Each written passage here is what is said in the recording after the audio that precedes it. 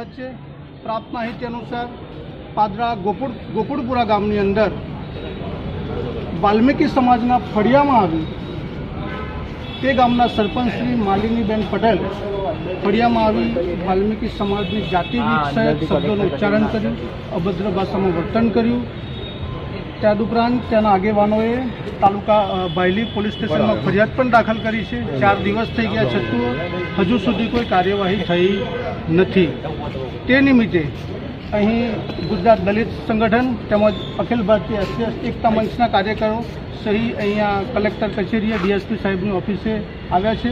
જાણી લઈએ શા માટે આવ્યા છે, શું સમસ્યા હતી।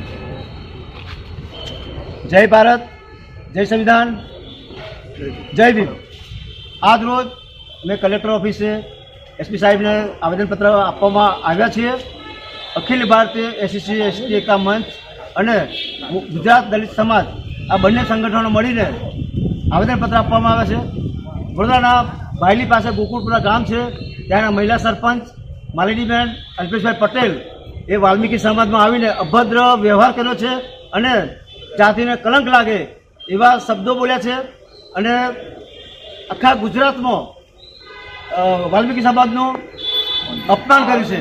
તો શનિવારે આ બંને ગુજરાત દલિત સંગઠન દ્વારા બાયલી તાલુકા પોલીસ સ્ટેશનમાં ફરિયાદ આપી છે। આજ દિન સુધી આ બેન સામે કોઈ કાર્યવાહી કરવામાં આવી નથી। એના અનુસંધાનમાં ગુજરાત દલિત સંગઠન અને અખિલ ભારતીય SC એકતા મંચ વડોદરા આ બંને સંગઠનો મળીને SP સાહેબને રજૂઆત કરવા છે, આવેદનપત્ર આપવામાં આવે છે અને આ બેનને કડકમાં કડક સજા થવી જોઈએ અને સરપંચ પદેથી એમને દૂર કરવા જોઈએ એવી મારી માંગ છે। અને આવું કરવામાં નહીં આવે તો આખા સમગ્ર ગુજરાતના વાલ્મીકી સમાજ ભેગા મળીને અમે આંદોલન કરીશું। અંબાલાલ સોલંકી, અખિલ ભારતીય SC ST મંચ વડોદરા જિલ્લા અધ્યક્ષ। જય ભીમ, જય સંવિધાન, જય ભારત। સ્થાનિક માલિનીબેન અલ્પેશભાઈ પટેલ અમારા ફળિયામાં આવેલા અને જાતિગત શબ્દો અપમાનજનક બોલેલા એ બદલ અમે દિલગીર છે અને એમને હોદ્દા પરથી સસ્પેન્ડ કરવામાં આવે અમારી માંગ છે। ફળિયામાં શા માટે એ અમારી સમસ્યાઓ હતી એને સોલ્વ કરવાને બદલે ઉલઝી નાખી, સોલ્વ કરવાને બદલે એમને અડચણમાં મૂકી દીધી છે। DSP સાહેબને આવેદનપત્ર આપવામાં આવે છે। અમે ત્યાં પોલીસ સ્ટેશનમાં અરજી કરી છે પણ આ નિકાલ નહીં થયો તો એમને રજૂઆત કરવામાં આવે છે।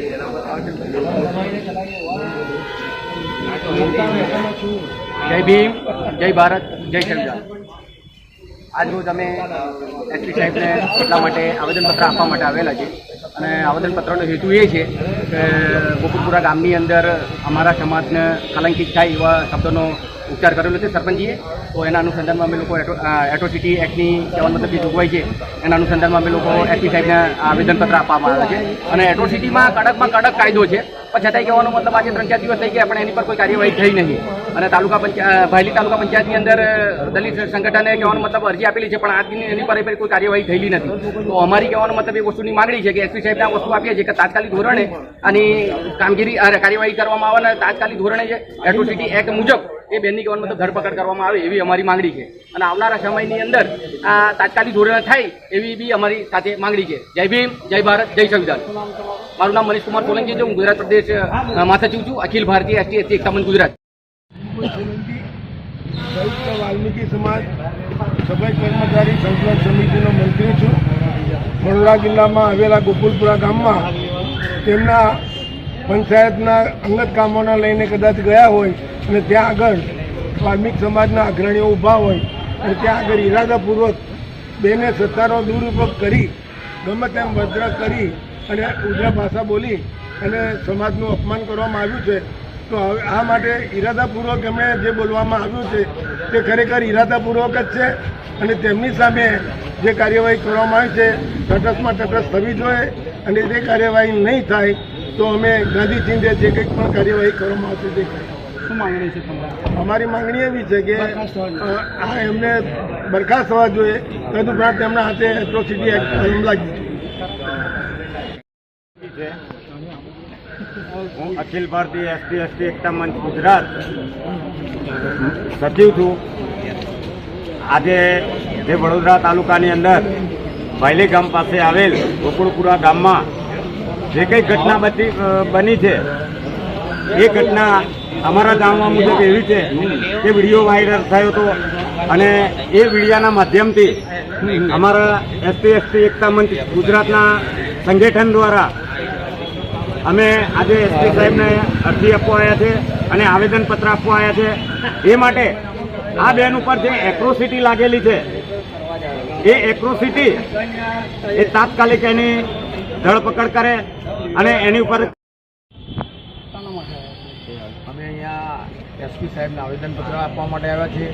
એ ભાઈલીની બાજુમાં ગોકુળપુરા ગામ છે, ત્યાંના પ્રથમ નાગરિક મહિલા સરપંચ છે. એ સરપંચશ્રી બેને અમારા વાલ્મિક સમાજની ઉપર ગમે તેવા આક્ષેપો કર્યા છે અને વાણી વિભૂષણમૂળ વર્તન કર્યું છે કે એ બંધારણની જોગવાઈમાં વિરુદ્ધમાં છે અને એનું આવેદનપત્ર અમે તાલુકા પોલીસ સ્ટેશનમાં ભાઈલીમાં આપેલું છે, છતાં અત્યાર સુધી કોઈ કાર્યવાહી થઈ નથી. એટલે અમે એસપી સાહેબને નિવેદન કરવા આવ્યા છે કે આ બેનની વિરુદ્ધમાં કાર્યવાહી થાય એવી અમારી ગુજરાત દલિત સંગઠનના જિલ્લા પ્રમુખ વતીની મારી માગણી છે. અને જો એ નહીં સંતોષાય તો આવનાર 48 કલાકમાં અમે આંદોલન કરીશું એવી. મારું નામ વિનય સોલંકી છે. હું આર્ટ્સ ફેકલ્ટીમાં સ્કૂલ લીડર છું અને યુનિવર્સિટી લેવલ પર પ્રેસિડેન્ટ છું. જો કે સમાજની વાત આવી ત્યારે યુનિવર્સિટીનું અમને નેતાગીરી છોડીને મતલબ એમની સેવા છોડીને અહીં આગળ ઉપસ્થિત થવું પડ્યું છે. ત્યારે વાત કરીએ કે આવા અસામાજિક તત્વોની કે જેઓના માનસિક રીતે જે છૂઅછૂત તેમના દિમાગમાં ચાલી રહ્યું છે તેઓના દિમાગમાંથી ઉતરવું જોઈએ. અને પ્રશ્ન તો પેલો ગામવાળા પર જ ઊભો થવો જોઈએ કે તેઓએ કેવા વ્યક્તિને પસંદ કર્યું છે કે જેના નેતૃત્વની અંદર, જેના મનુવાદી વિચારધારાની અંદર આખું ગામ ચાલી રહ્યું છે. ત્યારે